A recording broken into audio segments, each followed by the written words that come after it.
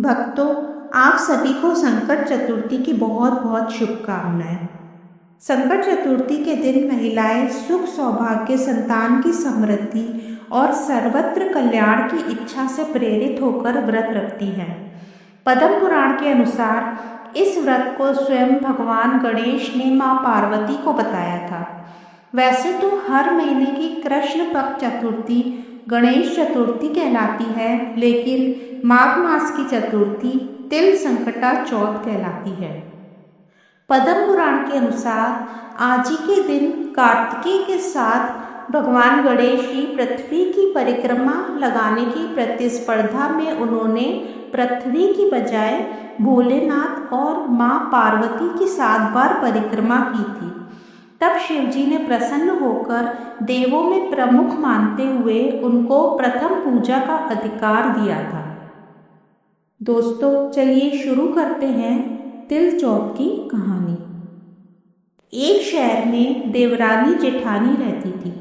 जेठानी अमीर थी और देवरानी गरीब थी। देवरानी गणेश जी की भक्त थी। देवरानी का पति जंगल से लकड़ी काटकर बेचता था और अक्सर बीमार रहता था। देवरानी जेठानी के घर का सारा काम करती और बदले में जेठानी बचा हुआ खाना, पुराने कपड़े आदि उसको दे देती थी। इसी से देवरानी का परिवार चल रहा था। माघ महीने में देवरानी ने तिल चौथ का व्रत किया। 5 आने का तिल व गुड़ लाकर तिलकुट्टा बनाया। पूजा करके तिल चौथ की कथा सुनी और तिलकुट्टा छीके में रख दिया और सोचा कि चांद उगने पर पहले तिलकुट्टा और उसके बाद ही कुछ खाएगी। कथा सुनकर वह जेठानी के यहाँ चली गई। खाना बनाकर जेठानी के बच्चों से खाना खाने को कहा तो बच्चे बोले, माँ ने व्रत किया है और माँ भूखी हैं। जब माँ खाना खाएगी हम भी तभी खाएंगे। जेठ जी को खाना खाने को कहा तो जेठ जी बोले, मैं अकेला नहीं खाऊंगा। जब चांद निकलेगा तब सब खाएंगे, तभी मैं भी खाऊंगा। जेठानी ने उसे कहा कि आज तो किसी ने भी अभी तक खाना नहीं खाया, तुम्हें कैसे दे दूं? तुम सुबह सवेरे ही बचा हुआ खाना ले जाना। देवरानी के घर पति बच्चे सब आस लगाए बैठे थे कि आज तो त्योहार है, इसलिए कुछ पकवान आदि खाने को मिलेगा। परंतु जब बच्चों को पता चला कि आज तो रोटी भी नहीं मिलेगी तो बच्चे रोने लगे। उसके पति को भी बहुत गुस्सा आया। कहने लगा, सारा दिन काम करके भी 2 रोटी नहीं ला सकती तो काम क्यों करती हो? पति ने गुस्से में आकर पत्नी को कपड़े धोने के धोवने से मारा। धोवना हाथ से छूट गया तो पाटे से मारा। वह बेचारी गणेश जी को याद करती हुई रोते रोते पानी पीकर सो गई।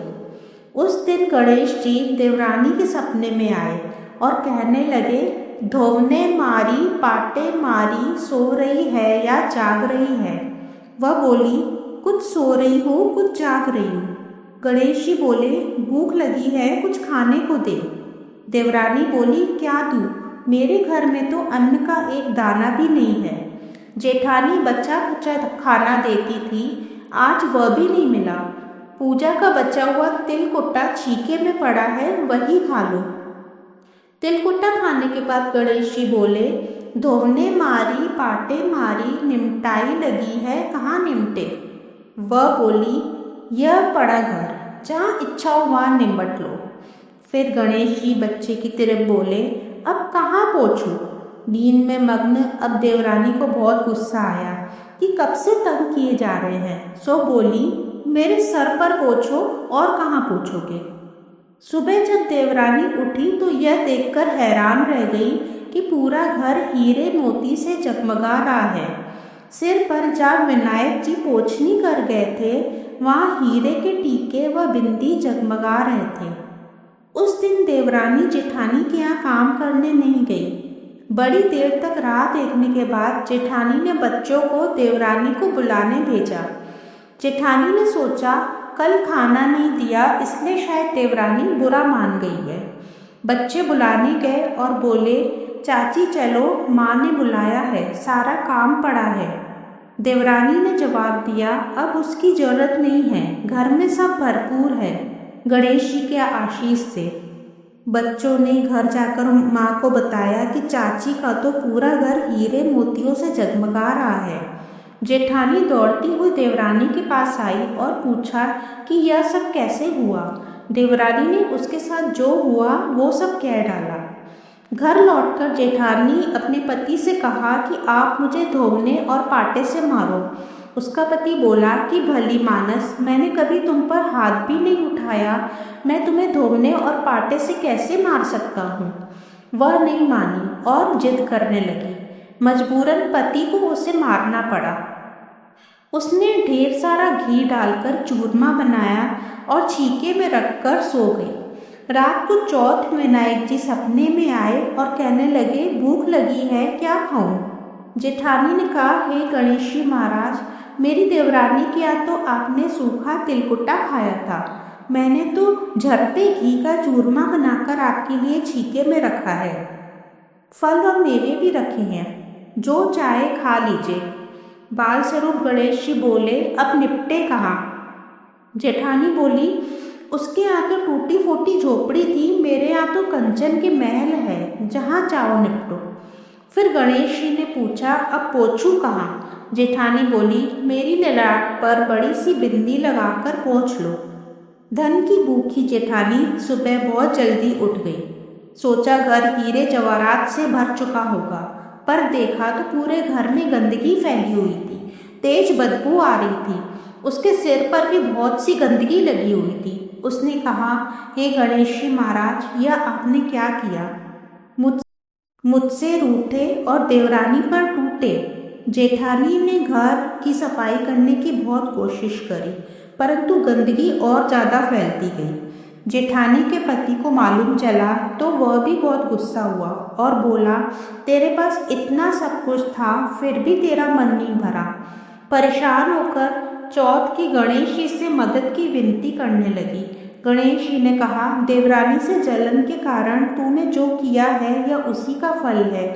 अब तू अपने धन में से आधा उसे दे देगी, तभी यह सब साफ होगा। उसने आधा धन बांट दिया, किंतु मोहरों की एक हांडी चूल्हे के नीचे गाड़ रखी थी। उसने सोचा किसी को पता नहीं चलेगा और उसने उस धन को नहीं बांटा। उसने कहा, हे श्री गणेश जी, अब तो अपना यह बिखराव समेटो। वे बोले, पहले चूल्हे के नीचे गड़ी हुई मोहरों की हांडी से ताक में रखी 2 सुई के भी 2 हिस्से कर। इस प्रकार गजानन ने बाल स्वरूप में आकर सुई जैसी छोटी चीज का भी बंटवारा किया और अपनी माया समेटी।